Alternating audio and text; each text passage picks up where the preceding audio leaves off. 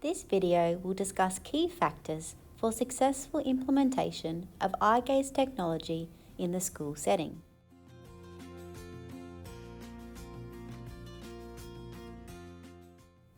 Eye gaze technology is one method that students with complex physical and sensory needs might use to access a computer or communication device. This emerging technology can break down barriers to accessing communication and learning for some students who find it difficult to point or manipulate learning materials.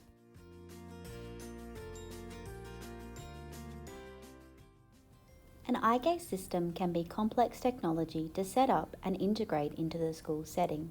Here are 5 key steps that will help you to support a student to use eye gaze technology for learning.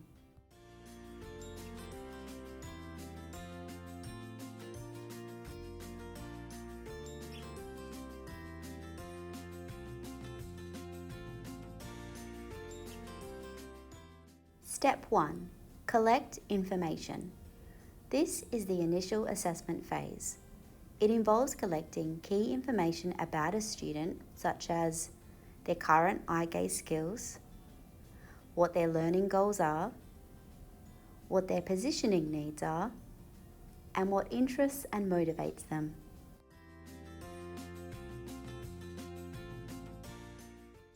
To help collate this key information, a student eye gaze workbook has been developed. This information can be documented within sections 1, 2, and 3.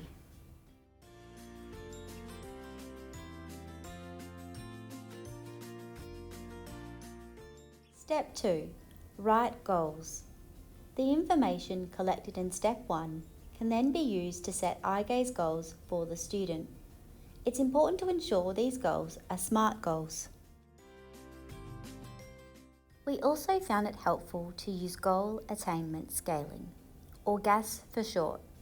Using GAS allows you to take the SMART goal and allow for if the student was to achieve more than expected or much more than expected, as well as if the student was to achieve less than or much less than expected. Using GAS means that students achieve a numerical score which can help with evaluating progress.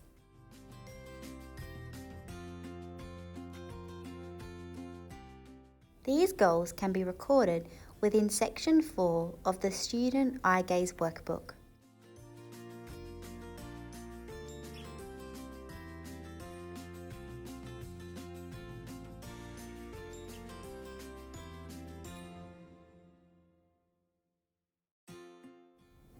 Step 3.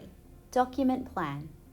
It's important to document a detailed plan outlining how the goals will be targeted. This plan should include information about the tasks that are needed to be completed, the time frame in which they should be completed, and the person responsible. Such tasks may include charging equipment, ensuring software is kept up to date, time allocated to source ready-made activities, and time allocated to developing activities from scratch.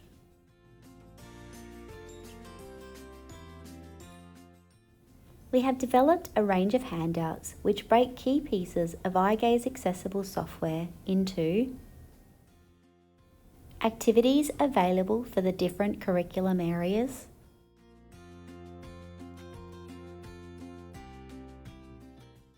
the eye gaze skills required to participate in the activity, as well as examples of relevant codes found within the WA curriculum. It's important to choose activities which are appropriate to the student's eye gaze skills. There are activities available even for students who are working at the earlier eye gaze keys.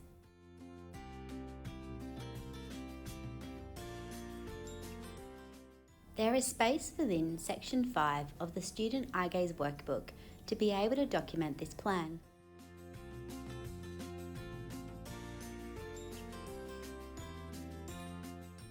Step 4. Evaluate goals. This is an ongoing process. Throughout the set time frame, the student's progress towards the set goals should be monitored regularly. Section 7, Goal Tracking, within the Student Eye Gaze Workbook provides a simple way for staff to record how the student went during an activity. This information can then be used at the end of the set time frame to determine the student's overall achievement.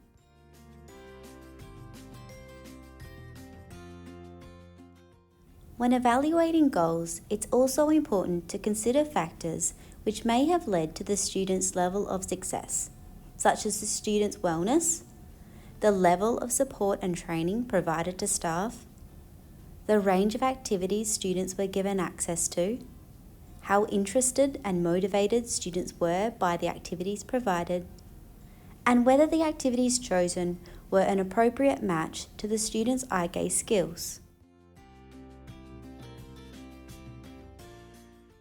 This information can be recorded within Section 8 of the Student Eye Gaze Workbook. Step 5. Plan next steps. Following the goal evaluation, it's important to determine a plan to ensure the student can continue making progress towards their learning outcomes. Some things to consider when documenting the next steps include: what has the student accomplished and what progress did they make towards their set goals? Were any goals achieved more or much more than expected? Will this goal be extended, or will a different skill or learning area be targeted next? Were any expected outcomes not met? If so, what are some of the potential reasons for this? What else could an eye gaze system help the student to learn or achieve?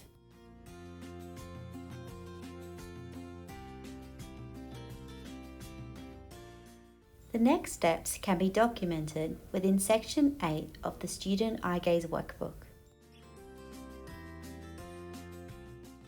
More information on these 5 steps can be found in the handout Factors for Success, which can be downloaded along with the Student Eye Gaze Workbook through the Engaging in Eye Gaze Access All Learning Areas project.